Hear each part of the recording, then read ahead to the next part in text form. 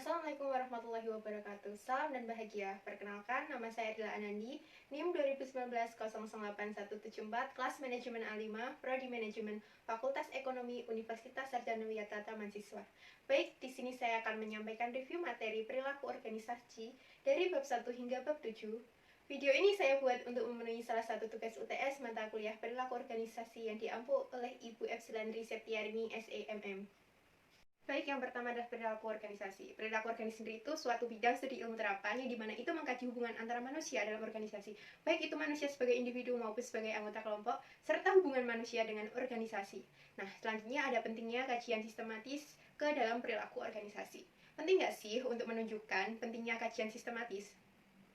Nah, di sini saya bisa berkata bahwa itu dikatakan penting karena memungkinkan untuk meramalkan, melatih, meningkatkan, dan juga bisa mempertahankan atribut-atribut seorang individu yang berkaitan dengan kompetensinya.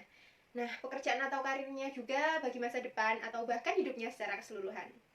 Lalu yang selanjutnya itu disiplin yang berkontribusi dalam bidang perilaku organisasi. Nah, perilaku organisasi ini merupakan sebuah ilmu perilaku terapan yang dibangun atas kontribusi sejumlah disiplin perilaku, terutama psikologi, sosial, sosiologi, serta antropologi. Selanjutnya ada sedikit hal yang mutlak dalam perilaku organisasi atau beberapa hal mutlak dalam perilaku organisasi. Nah, kenapa sih kok hanya sedikit sekali hal-hal mutlak dalam perilaku organisasi? Nah, ini tuh dikarenakan kemampuan manusia untuk membuat generalisasi yang sederhana, akurat, dan luas sangat terbatas sekali. Nah, dan konsep-konsep perilaku organisasi ini mencerminkan kondisi-kondisi yang situasional atau mempunyai banyak kemungkinan. Nah, dan ilmu pengetahuan perilaku industri itu sendiri dikembangkan dengan cara mengambil konsep-konsep umum dan diterapkan dalam situasi, individu, atau bahkan kelompok tertentu. Sebagai contoh saja seperti ini, sarjana perilaku konsumen akan menghadiri menyatakan bahwa setiap individu itu menyukai kerja yang rumit dan menantang. Nah, mengapa kok bisa seperti itu? Nah, di sini karena semua individu itu menginginkan sebuah pekerjaan yang menantang dan beberapa individu itu lebih menyukai yang rumit. Dengan kata lain, seorang menyukai pekerjaannya itu dan yang lain belum tentu menyukai pekerjaan itu. Kedua, keragaman dalam organisasi. Nah, di sini tingkat keragaman itu ada dua, yaitu level permukaan dan level dalam. Level permukaan itu sendiri adalah perbedaan-perbedaan dalam karakteristik yang mudah dinilai seperti jenis kelamin, ras, etnis, umur, atau kecacatan yang tidak selalu merefleksikan cara orang berpikir atau merasakan, tetapi dapat memunculkan stereotip tertentu. Lalu yang kedua ada level dalam. Nah, level dalam itu sendiri adalah perbedaan-perbedaan dalam nilai-nilai, kepribadian, dan preferensi kerja yang menjadi lebih penting secara progresif dan menentukan kesamaan seiring semakin mengenal orang lain dengan lebih baik. Kemampuan. Di sini ada kemampuan intelektual. Nah, kemampuan intelektual sendiri adalah kapasitas untuk melakukan aktivitas mental berpikir, penalaran, dan memecahkan masalah. Contohnya seperti menalar. Nah, kemampuan menalar ini harus dimiliki oleh seseorang yang melakukan suatu pekerjaan agar apa yang dilakukannya itu dapat diterima secara rasional. Nah, dan ada kemampuan mental general. Nah, kemampuan mental general sendiri ini adalah faktor di mana kecerdasan secara keseluruhan yang dihasilkan oleh korelasi positif antara dimensi kemampuan intelektual spesifik. Lalu ada kemampuan fisik. Kemampuan fisik sendiri itu adalah kapasitas untuk melakukan tugas yang menuntut stamina, ketangkasan, kekuatan, dan karakteristik-karakteristik yang sama. Kita akan mengenali stereotip dan memahami bagaimana fungsinya dalam tatanan organisasi. Nah, apakah stereotip dan bagaimana mereka berfungsi dalam latar belakang? Nah, stereotip itu sendiri adalah menilai seseorang berdasarkan persepsi mengenai kelompoknya atau asalnya. Nah, fungsi stereotip itu sendiri dalam organisasi adalah untuk membantu manajer dalam mengambil keputusan agar tidak terjadi diskriminasi di organisasi.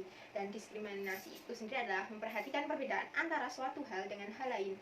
Nah, itu kita sering mengacu pada diskriminasi yang tidak adil, di mana penilaian kepada seseorang itu didasarkan pada stereotip kelompok demografis mereka. Selanjutnya, karakteristik biografis. Nah, apa saja sih karakter biografis utama dan bagaimana mereka relevan dengan perilaku organisasi? Nah, karakteristik biografis sendiri adalah karakteristik pribadi seperti umur, jenis kelamin, ras, dan lama bekerja yang bersifat objektif dan mudah diperoleh dari catatan pribadi. Nah, setiap individu itu tentu saja memiliki karakteristik individu yang menentukan terhadap perilaku individu yang pada akhirnya nanti akan menghasilkan sebuah motivasi individu. Di sini yang termasuk karakteristik biografis ada usia, jenis kelamin, ras dan etnis, disabilitas, karakteristik biografis lainnya, masa kerja, agama, orientasi, seksual, dan identitas kelamin serta identitas budaya. Lalu manajemen keragaman proses dan program di mana manajer membuat setiap orang sadar dan sensitif pada kebutuhan dan perbedaan lain. Selanjutnya ada bab 3, sikap dan kepuasan kerja. Yang pertama itu komponen utama sikap. Nah, sikap itu adalah pernyataan evaluatif mengenai objek, orang, atau peristiwa. Di sini ada dua komponen, yaitu komponen kognitif dan komponen afektif. Nah, komponen kognitif sendiri adalah opini atau segmen kepercayaan dari suatu sikap. Contohnya misal seperti ini, kemampuan melihat seseorang tampak cantik atau tidak dan tampak ganteng atau tidak. Lalu komponen afektif itu segmen perasaan atau emosional dari suatu sikap. Contohnya kita mencintai seseorang, atau juga bisa kita marah kepada teman sendiri atau saudari kita. Komponen perilaku adalah sebuah maksud untuk berperilaku tertentu terhadap seseorang atau sesuatu. Misalkan saya sendiri menyatakan cinta terhadap seseorang. Lalu kita akan membahas apakah perilaku selalu mengikuti sikap. Nah, sikap secara umum berhubungan dengan perilaku, yakni sikap yang dimiliki seseorang menentukan apa yang mereka lakukan. Nah, ada efek disonansi kognitif adalah setiap ketidakcocokan antara dua atau lebih sikap atau antara perilaku dan sikap. Selanjutnya ada sikap kerja. Yang utama itu ada kepuasan kerja, keterlibatan kerja, komitmen organisasi, dukungan organisasi yang dirasakan, keterlibatan pekerjaan. Nah, di sini lalu mengukur kepuasan kerja. Kepuasan kerja sendiri adalah ukuran dari tingkat kepuasan pekerja dengan jenis pekerjaan mereka yang berkaitan dengan sifat dari tugas pekerjaannya, hasil kerja yang dicapai, bentuk pengawasan yang diperoleh, maupun rasa lega dan menyukai terhadap pekerjaannya yang ditekuninya. Nah, cara mengukur kepuasan kerja yaitu peringkat global tunggal, di mana responden melingkari satu nomor antara 1 sampai 5 pada suatu form skala dari sangat puas sampai sangat tidak puas. Lalu ada penjumlahan dari aspek-aspek pekerjaan. Lebih canggih mengidentifikasi elemen-elemen kunci dalam sebuah skala terstandarisasi, dan peneliti menambahkan peringkat itu untuk menciptakan suatu skor kepuasan kerja keseluruhan. Lalu ada sebab-sebab utama kepuasan kerja, yaitu pekerjaan menarik yang memberikan pelatihan, keragaman, kemandirian, dan kendali. Lalu ada gaji, lalu peluang untuk mendapatkan promosi, lalu kerjaan yang puas dan tidak puas terhadap tempat kerja. Nah, di sini ada 4 respon kerangka kerja yang membedakan dua dimensi, yaitu konstruktif atau destruktif dan aktif atau pasif. Nah, responnya adalah sebagai berikut. Yang pertama ada keluar, yang kedua ada suara. Nah, yang ketiga ada kesetiaan, dan yang terakhir ada pengabaian. Yang selanjutnya ada bab 4, emosi dan suasana hati. Nah, emosi dan suasana hati ini sendiri adalah perasaan intens yang diarahkan kepada seseorang atau sesuatu. Lalu suasana hati itu sendiri adalah perasaan yang kurang intens dibandingkan emosi dan sering muncul tanpa sebuah peristiwa spesifik sebagai stimulus. Nah, selanjutnya ada fungsi emosi. Di sini kita akan membahas apakah emosi membuat kita tidak rasional. Nah, di sini rasionalitas dan emosi bertolak belakang. Dan ketika kamu menampilkan emosi, maka kamu mungkin akan bertindak secara tidak rasional. Lalu, apakah promosi menyebabkan kita bersikap etis? Ya, karena orang-orang yang berperilaku etis itu setidaknya membuat keputusan berdasarkan emosi dan perasaan mereka. Dan reaksi emosional ini seringkali merupakan hal yang baik. Yang selanjutnya ada sumber emosi dan suasana hati. Nah, di sini ada intensitas afeksi dan korelasi ilusi. Nah, intensitas afeksi itu sendiri adalah perbedaan-perbedaan individual terkait kekuatan pengalaman emosinya, seperti kepribadian, waktu, dan hari-hari dalam minggu. Lalu, korelasi ilusi itu kecenderungan orang-orang untuk mengasosiasikan dua peristiwa yang dalam kenyataan tidak berhubungan, seperti cuaca, stres, aktivitas sosial, tidur, olahraga, umur, jenis kelamin, dan lain sebagainya. Selanjutnya ada emosi pekerja. Nah, emosi pekerja itu sendiri suatu ekspresi pekerja atas emosi-emosi yang diharapkan organisasi selama transaksi-transaksi interpersonal saat bekerja. Lalu disonansi emosi sendiri adalah inkonsistensi suatu emosi yang mereka tampilkan. Nah, emosi yang dirasakan itu sendiri adalah emosi aktual individu. Lalu emosi yang ditampilkan sendiri adalah emosi yang dituntut oleh organisasi untuk ditunjukkan oleh pekerja dan dianggap pantas untuk pekerjaan itu. Lalu acting permukaan itu menyembunyikan perasaan di dalam dan menyembunyikan ekspresi emosional sebagai respon atas peraturan. Nah, selanjutnya acting mendalam sendiri adalah mencoba untuk memodifikasi perasaan di dalam diri yang sebenarnya berdasarkan aturan. Selanjutnya teori peristiwa afektif. Nah, teori peristiwa afektif sendiri menunjukkan bahwa pekerja bereaksi secara emosional pada hal-hal yang terjadi di tempat kerja, dan reaksi ini mempengaruhi kinerja dan kepuasan kerja. Contoh kolega yang menolak melakukan bagian pekerjaannya, bentrokan arahan dari manajer yang berbeda, dan tekanan waktu yang berlebihan. Lalu, kecerdasan emosional itu adalah kemampuan seseorang untuk menilai emosi dalam diri dan orang lain, memahami makna emosi-emosi, dan mengatur emosi seseorang secara teratur. Dan selanjutnya, pengaturan emosi itu seperti semisal kamu mencoba untuk menyemangati diri kamu sendiri saat sedang merasa tidak karuan, atau menenangkan dirimu saat kamu rasa marah. Lalu ada aplikasi perilaku organisasi terhadap emosi dan suasana hati, yaitu seleksi, pengambilan keputusan, kreativitas, motivasi, kepemimpinan, negosiasi, layanan perilakuan menyimpang di tempat kerja, keselamatan dan cedera di tempat kerja. Nah, yang selanjutnya ada kepribadian dan nilai. Nah, kepribadian itu sendiri adalah jumlah total cara-cara di mana seseorang individu bereaksi atas dan berinteraksi dengan orang lain. Nah, selanjutnya itu ada indikator Myers-Briggs, yaitu instrumen penilaian kepribadian yang paling umum digunakan di dunia. Nah, para responden ini diklasifikasikan sebagai ekstrovert dan introvert. Nah, ekstrovert yang selanjutnya ada perasa, tipe. Nah, selanjutnya ada memikirkan. Nah, selanjutnya ada menilai. Nah, selanjutnya ada model kepribadian 5 besar, yaitu ekstraversi, keramahan, kehati-hatian, dan stabilitas emosional. Lalu ada juga pengalaman aktif atau machiavellianisme. Yang kedua ada narsisme. Yang ketiga itu ada psikopat. Nah, selanjutnya ada sifat kepribadian lainnya yang relevan dengan perilaku organisasi, yaitu ada evaluasi diri, pengawasan diri, kepribadian proaktif, dan kepribadian dan situasi. Nah, selanjutnya ada nilai, yaitu ada nilai terminal. Selanjutnya ada nilai instrumental. Nah, selanjutnya ada bab 6, yaitu persepsi dan pengambilan keputusan individu.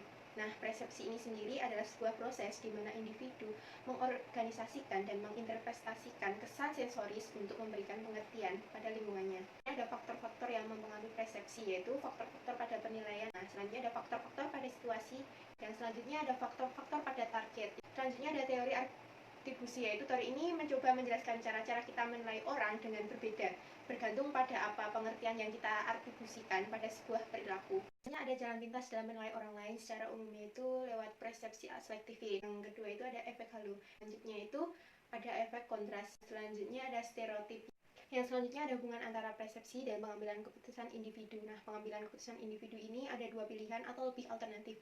Pengambilan keputusan ini terjadi sebagai reaksi dalam masalah, yaitu ketika sebuah perbedaan antara situasi sekarang dan yang diinginkan, yang mengharuskan kita itu untuk mempertimbangkan alternatif tindakan. Contohnya itu misalkan seperti ini. Motor kamu mogok dan kamu mengandalkannya untuk berangkat kerja. Nah, kamu itu memiliki masalah yang membutuhkan keputusan kamu atau keputusan dirimu sendiri. Selanjutnya ada pengambilan keputusan dalam organisasi. Pengambilan keputusan, yaitu pengambilan keputusan rasional. Selanjutnya ada rasional terbatas. Selanjutnya ada pengambilan keputusan intuitif.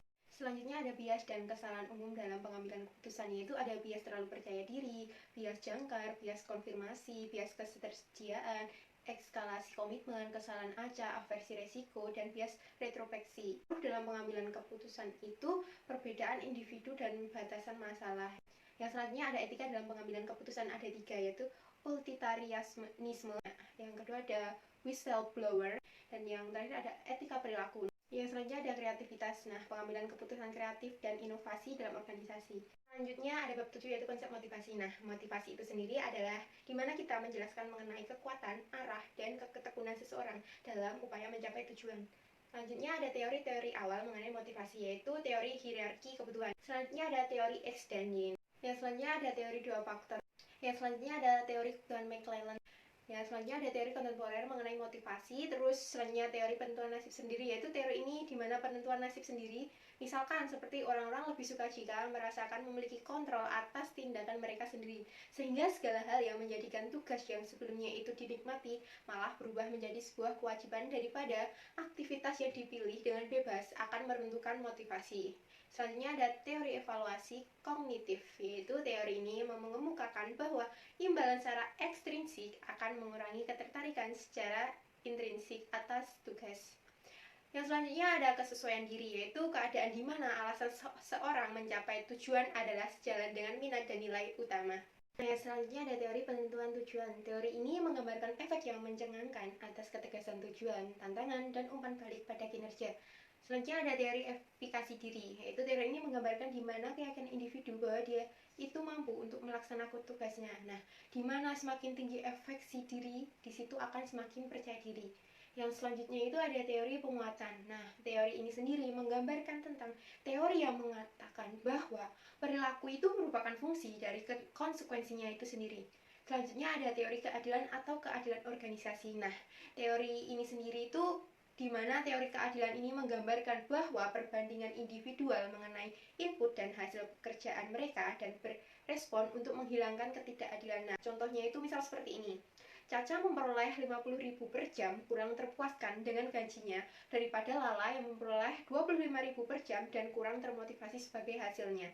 Nah, dan di sini juga ada beberapa keadilan lainnya seperti keadilan organisasi. Selanjutnya ada keadilan distribusi juga, ada juga keadilan prosedural, selanjutnya ada keadilan informasi, dan ada keadilan interpersonal. Selanjutnya ada teori ekspektasi. Nah, teori ini menggambarkan bahwa kekuatan kecenderungan kita itu untuk bertindak dengan cara tertentu bergantung pada kekuatan ekspektasi terhadap hasil dari tingkah laku itu sendiri dan ketertarikan individu kepada hasil tersebut. Nah, teori ini itu memusatkan perhatian pada 3 hubungannya, yaitu yang pertama hubungan upaya kinerja, yang kedua kinerja imbalan, dan yang ketiga hubungan imbalan tujuan pribadi. Cukup sekian presentasi saya. Terima kasih. Salam.